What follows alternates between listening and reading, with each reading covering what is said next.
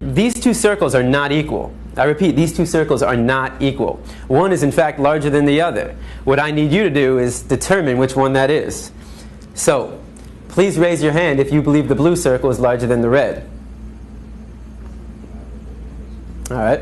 Please raise your hand if you believe the red circle is larger than the blue. All right, very good. Now, before I said anything about these two circles, what was your first instinct? Equal, right? Because they look equal. And the reason why they look equal is because, in fact, they are equal. These two circles are identical. Yet I got just about every one of you to raise your hand and say that they're not. So what do we learn? That you can be manipulated like that to believe in something that goes against your natural instinct. Just imagine as a child you're taught that the blue circle is larger than the red. If you say it enough times, you convince yourself that's the truth. If you're told the lie enough times, it becomes part of your reality. And if enough people are taught that lie, that the blue circle is larger than the red, well, now it becomes part of the culture. And if that culture then passes that misinformation along to the next generation, well, now it becomes tradition. And what we have to remember is that just because we have a tradition doesn't mean it's morally acceptable. Tradition and morality are not always the same. I mean, can you think of any traditions that we once had in the United States of America that we no longer have?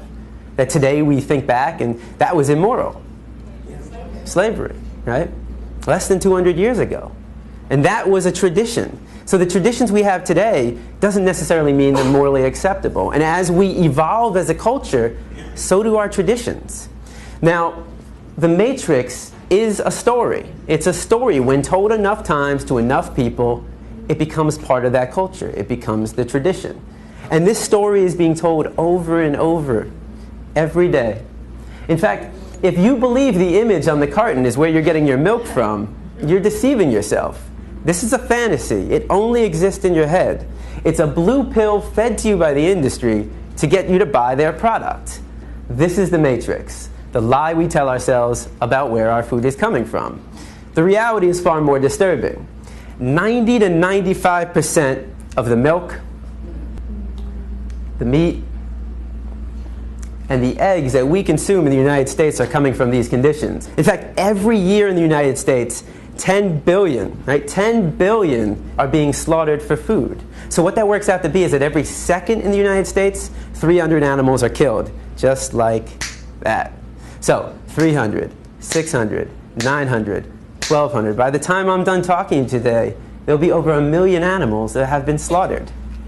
And most of us don't even blink an eye. I mean, how is it possible that in the United States of America we can slaughter 300 animals every second and not question that? Because of the story we've been told. The story justifies the action. If you say it enough times, you actually convince yourself that's the truth. How many of you were taught as a child you need to eat meat to get protein? I mean, I know I was. How many of you were taught you need to drink cow's milk to get strong bones?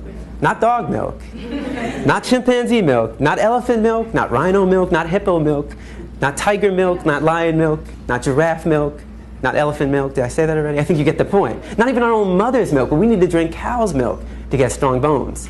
The absurdity of drinking the milk from any other species and any other being besides our own mother, when it's said enough times, loses its absurdness. Now, the first thing we've been taught is that our diet is natural. You know, we eat meat, dairy, and eggs, so therefore it must be natural. So let's find out. Now, you have two images on the wall. I want you to tell me all the thoughts that come to mind when you see the image on the left. And don't be afraid to scream out. What do you see? Fresh, yum, sweet, right? If I come into the room with a basket of strawberries, how many of your mouth starts to salivate? Your mouth starts to water? If I take a strawberry and I put it under your nose, what do you smell? If I take a knife and I slice that strawberry in half and put that under your nose, now what do you smell? Notice how all the sensations remain the same. You see a strawberry and it looks like a strawberry. You smell a strawberry and it smells like a strawberry. And you take a bite out of a strawberry and surprise, surprise, it tastes like a strawberry. Banana? Exactly, it's a strawberry. But what thoughts come to mind when you see the image on the right? Cute. You know, when I go to a classroom, you'll get half the kids who say, oh, cute. Animal, pig, Wilbur, babe. So half the class will see an animal, and the other half of the class will see bacon, sausage, ham, pig, sweet pork, and hot dog. They'll see a food. It's one or the other. You're either seeing an animal or you're seeing food. Now, what would happen if I took one of the pigs living, brought him into the room right here, and put him right in front of you? Does that change it? Now what do we see? And I mean, what would we think if one of us got up and started chewing on the pig? Not very normal. If I come into the room with a pig under my arm, how many of your mouth starts to salivate? Right? If I took a knife and I sliced that pig in half and put that under your nose, now what do you smell? You smell the stench of death. You smell a rotting corpse, bacteria, decomposing flesh. You see, there's a process involved, and I'm here today to show you that process of how you convert this animal into this product. Why should it be kept a secret? Why should we not know what we're participating in and what we're putting in our body? Now, let's make the situation slightly more realistic. If I were to put a pig on this side of the room living and a butcher's knife on the side of that room, I mean, how many people would be willing to pick up the knife and take the life of that animal? It's very rare, right? And if somebody did that, that's all right, but how many people in this room would try to stop that person from doing that? Right? Would we try that? Of course. That's compassion. I mean, that is the greatest quality of the human race. There's no other species on this planet that has that level of compassion to extend to all living beings. But if you would stop somebody from killing a pig in front of you and then go home and have this for breakfast, well, that's called hypocrisy.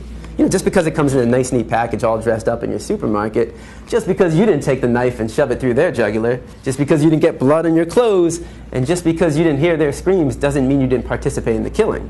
Every time we buy this product, we are supporting somebody else doing what we ourselves wouldn't want to do, what we ourselves wouldn't want to see, and what we ourselves wouldn't want to hear. Now, if you still see bacon, sausage, and ham when I bring a pig into the room, what happens when I change it? Right? It's the common response. Now, I've never heard anybody say yum. Nobody ever sees dog feet, hot dog.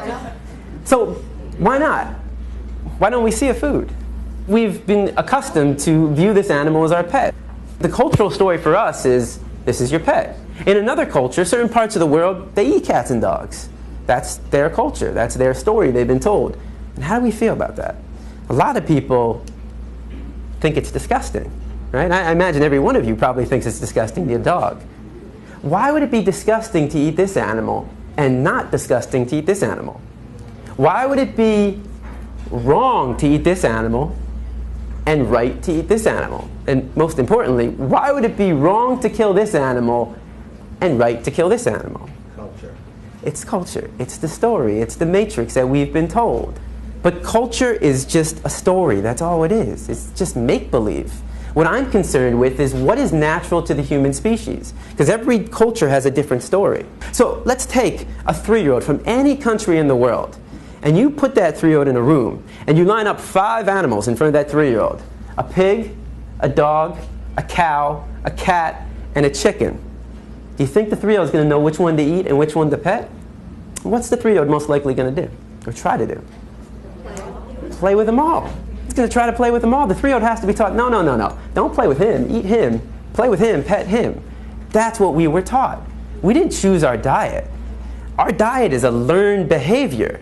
We were raised to perceive this animal as your pet and this animal as your food.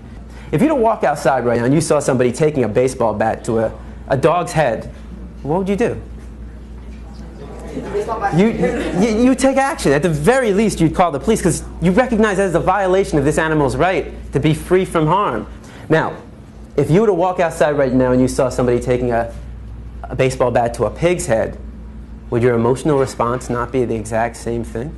Of course. Because the question for you is, what's the difference? What's the difference between the two? Right? Is there a difference? You might think one is cuter than the other. But that says more about you than anything about these 2 animals. You know, a lot of kids will say, well, the nose looks different. But I say, but they both got a nose to smell. Some kids will say, well, he's got hooves and he's got paws. I say they both got feet to walk and run. Some kids say, well, his ears are going up and his ears are flappy. They both got 2 ears to hear. They both got 2 eyes to see. They both got a heart to beat and a mind to think. And the reason why we would take action for both of them is because we recognize the equality between them and not the difference. Any difference is insignificant. The similarities, though, are striking. We know they're equal, yet every time we sit down for a meal, we create that separation. We create that inequality.